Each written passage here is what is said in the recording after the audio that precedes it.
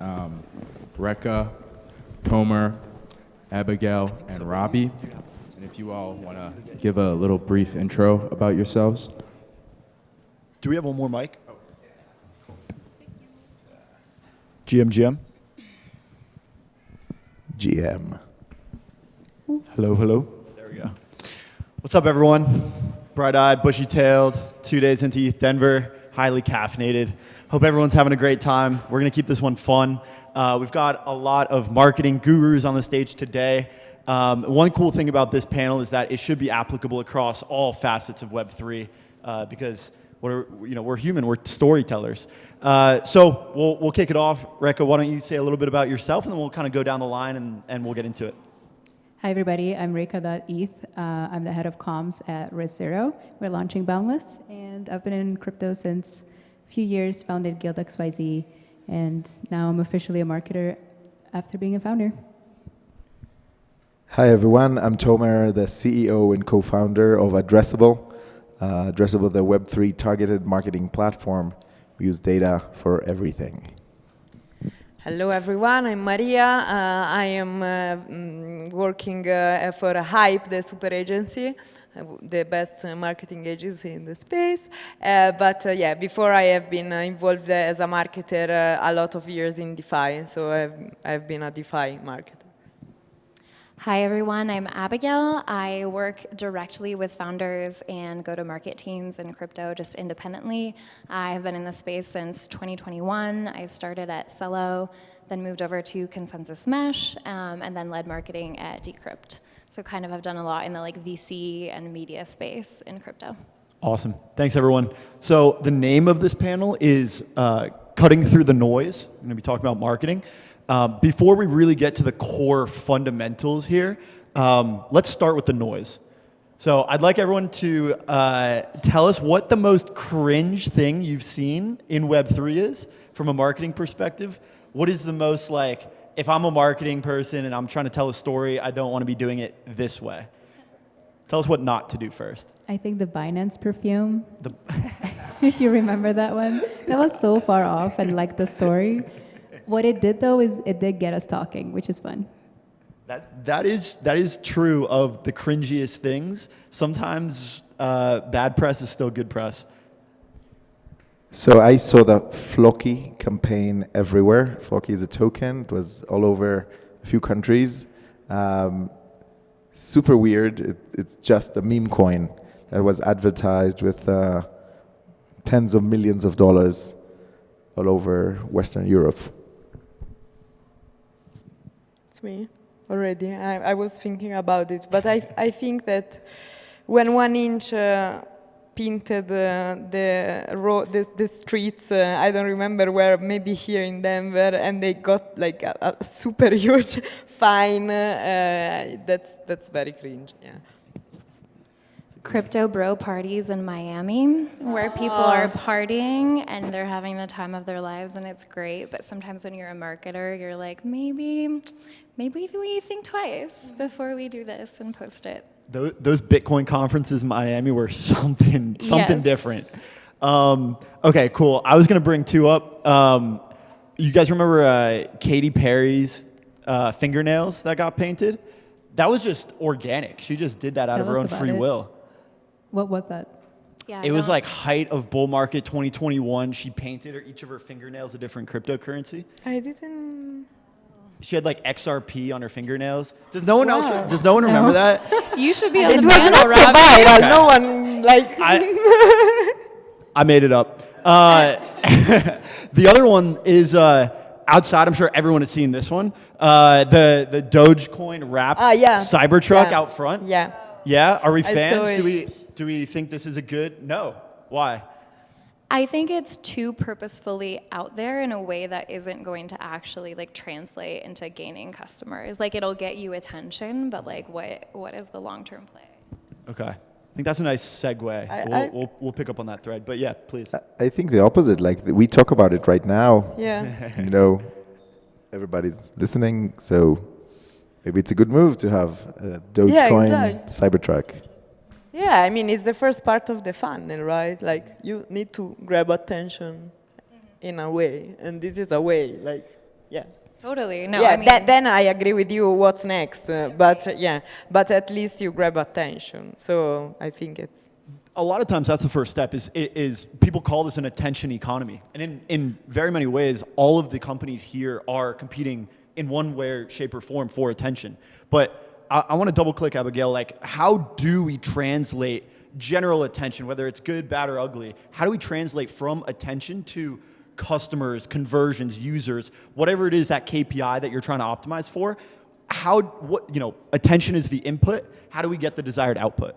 yeah, I think that's a great question. I think the middle part is community and doing community really well. So I totally agree. Like if you're not on anyone's radar, like you're not going anywhere at all, right? But like if you can't then manage to make them feel special and like do specific activations that like they feel like they can be a part of, and there's specific things that you're inviting them to, then you're not really going anywhere. So I feel like a lot of people here would probably have a lot to say on the value of community as well, but that would be the missing piece, I would say.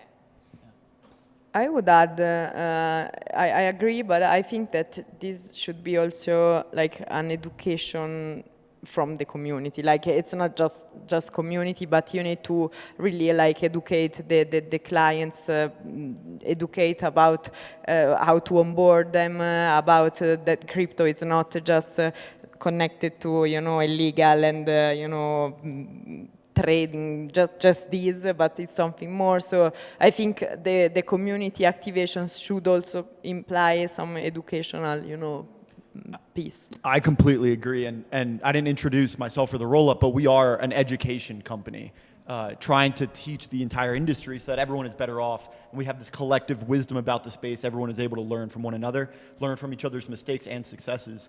When we talk about community and using that as a mechanism to transform attention into dollars, revenue, customers, everything that makes a business, Rick, I wanted to ask you, I think you're a little bit special on this panel because you work for a company in particular, and then we have kind of some broad coverage as well. So when it comes to building community for Risk Zero and Boundless, what are some of the strategies that you have employed that you've seen work, and maybe ones that haven't worked? Generally, how do you think about building community?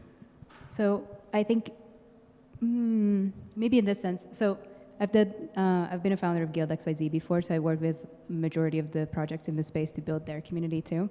And I think a general concept that I would like to give as advice or as a to-do list is they know if you don't care. So making community happen, hiring a person to just like make it happen will not work. If the core team is not aligned with it, I think community is an extension of the project and the team as it is, and you actually have to show up. It's not something you can delegate completely. The culture will proliferate, and it really, really shows. And when we say good examples in the space right now that are doing community really well, it is because if you actually go into their Discord, for example, Mega ETH, we always praise them for how religiously their community is supporting them. See their NFT raise where they raised 5,000 ETH in 2 days. It's because the core team's currently every single day in the Discord chatting with obviously not answering every single question, but they're present, they're there. And even the events you're hosting or everything else, I'm sure you all when you're working with your companies, they have to feel authentic, and otherwise it's just not gonna work. Is there a North Star that you have when you think about turning attention into a particular thing? What is it that you guys are optimizing for? And then I want to get to basically some strategies that are consistent across projects so that everyone is able to take something away and use it in their own project. I think it depends on stage. Mm-hmm. We're currently at the stage where awareness is still a thing. Obviously, Risk Zero is a fairly well-known company.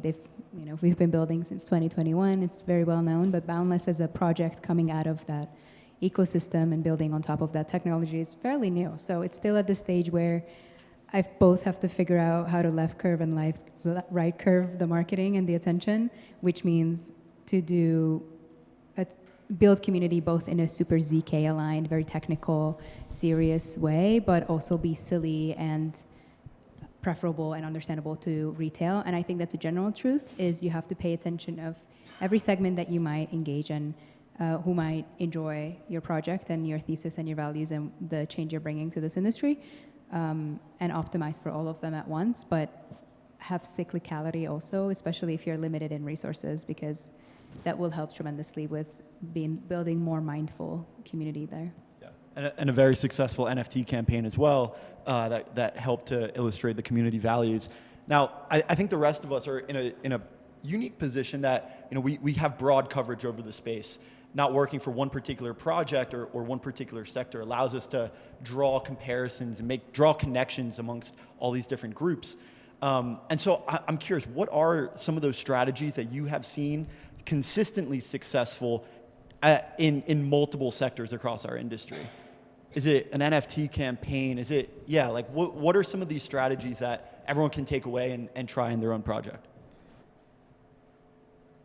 The nice part about communities, you understand your super fans, and that's the basic, group of people that will use your product, and you can actually live amongst them, be their friend, find out what they really need and what they really want, and then you want to grow outside of community boundaries, and this is where I think the strategies start to become more robust. Because for the first thing, you need to be original, you need to be putting something new on the table. Once you got the first group of superfans to believe in you, then you want to grow 10x and 100x. And you have to capture this essence and start to convey this uniqueness to a much broader audience and build the trust with non-superfans. And the strategies to do that are starting to correlate with any product that has reached some maturity and ripeness. And these strategies include getting people to know you through big events, campaigns, PRs, and a lot of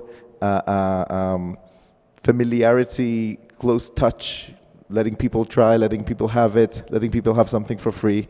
So a lot of those broader audience strategies are correlating with the Web 2 products that we all know that need to get to 100x people after you cracked the use case for your product. And the second thing that is super critical for all those 100x growth beyond community boundaries are measuring everything, because you try a lot of things. You try in every country different things. You try a personalized message to every group of people. You try different types of advertisements. You try different types of events and try different types of real life interactions. And measuring all of those lets you understand what works. And once there's some maturity for a product, you want to make revenue.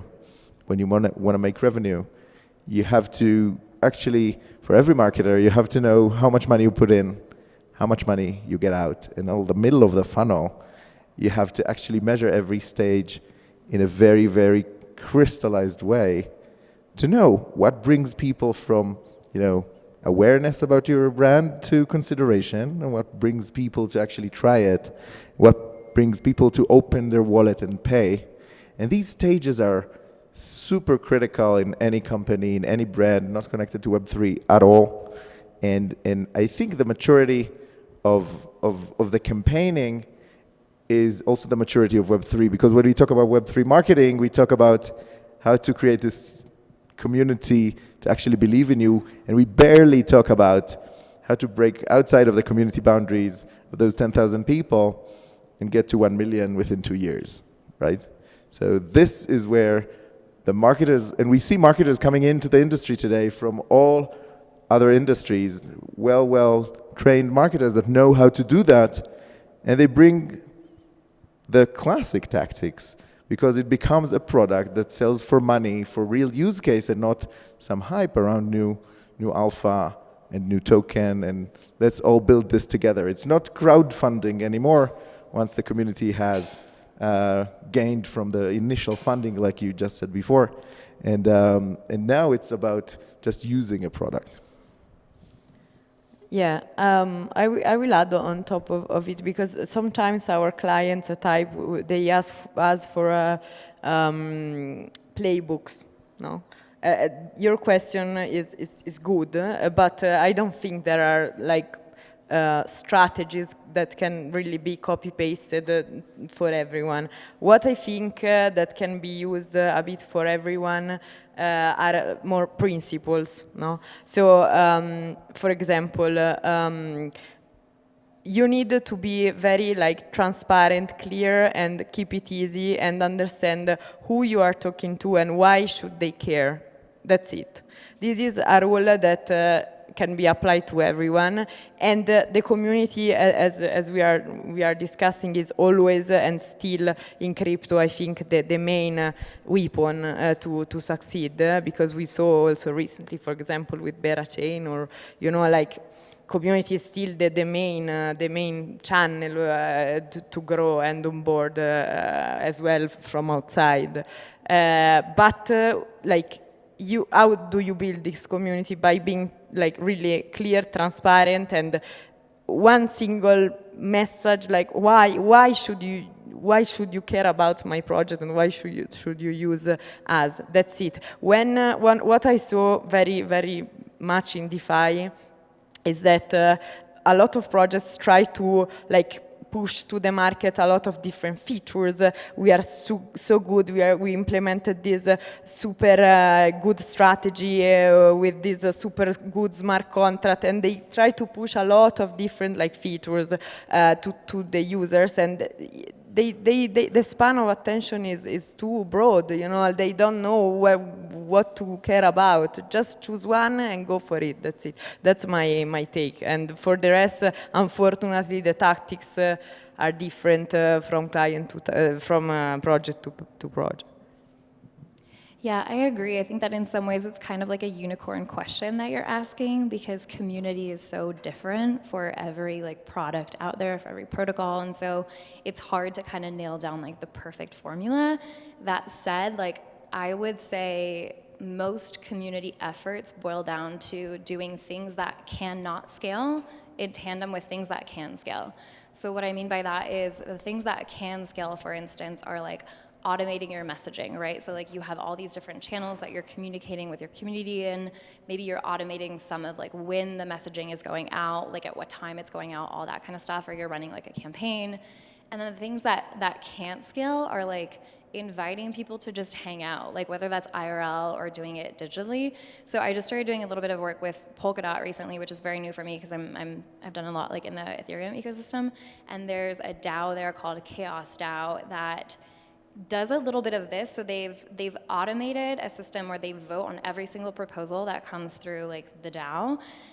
So either people are like voting on it live, or it defaults to like whatever people's leanings are.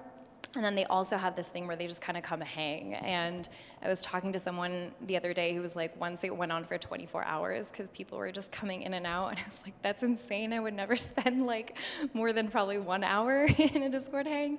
But point being, like just creating those spaces, I think for people to come together is so important. So some sort of mixture, I think, of like just giving people a voice. Like I love what you said about listening to people, like giving them time and space and just like the opportunity to exist in the space. What I'm hearing is start with why and care. Yeah, I'm hearing that as well, and why is different case by case on all these projects, and then it's almost about working backwards and putting yourself in the position of like a super fan. I think someone mentioned like building that community of super fans, and then if you find that core community, that is the most fundamental, like the soul of your community. Working backwards from that is cutting through the noise. And then you really start to, it's infectious. It's infectious, that energy that resonates outward from that core super fan. And so kind of thinking through some of these strategies, they're case by case, we kind of have this broad notion of attention. Ultimately, we're trying to make conversions. We're trying to cut through and include more people into some of these ideas. A lot of times, we call this an attention economy or an idea economy. Like, what does it mean to have the most like infectious idea? Like, when you're thinking about, the core tenets of your community, how do you make sure and choose those tenets so that they do scale, right? The process of those is obviously kind of doing things that don't scale so that you can find those. But once you do find that true value, how do you broadcast that message to the masses so that you ultimately find people and include them that also resonate with that same philosophy? I think that we all have to realize where our users spend their time. Their time is spent differently this year than last year and differently than the year before. We see people spend their time on social networks, following specific people. So this is why KOLs are growing bigger and bigger in the timeshare that people are listening to. We see people spending more time asking LLMs questions instead of asking Google.